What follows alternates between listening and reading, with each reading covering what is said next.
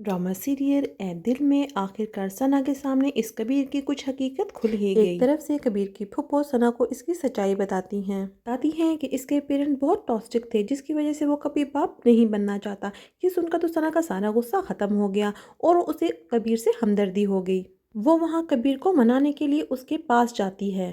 वो कबीर के पास जाती है, वहाँ पे वो कबीर को देखती है और साथ इस लड़की को भी, लेकिन कबीर को कोई फर्क नहीं पड़ता।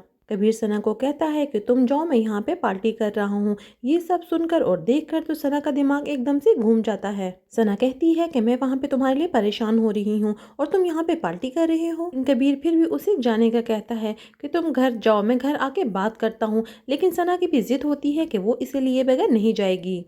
ये सना ही है जिस लड़की को देख के कोई रिएक्शन नहीं दिया। अगर इसकी जगह कोई और लड़की होती तो वो एकदम से फट पड़ती। कबीर उसे गुस्से से कहता है कि मैं बार बार बात दोहराने का आदी नहीं हूँ। सना ने उसकी बात नहीं मानी तो कबीर ने उसको जोर से धक्का दे दिया।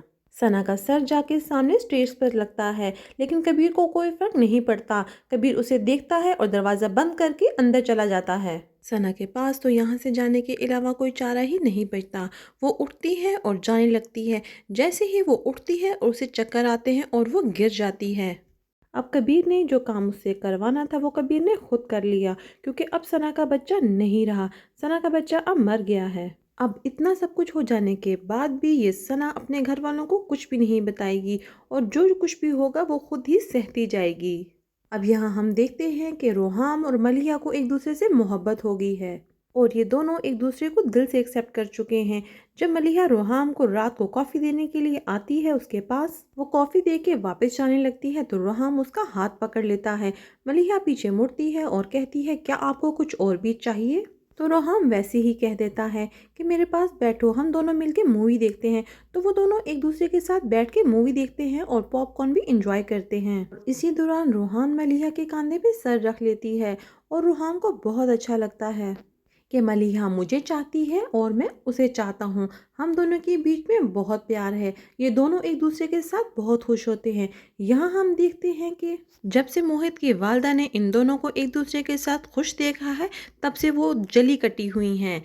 और एकदम से हम देखते हैं कि मोहित घर वापस आ जाता है। उसकी बहन तो उसे देखकर खुशी से हैरान हो गई। खुशी से उसके तो आंसू निकल आए। बार बार अपनी माँ को आवाज़ें दे के बुलाती है। माँ परेशान हो जाती है कि इसे क्या हो गया है।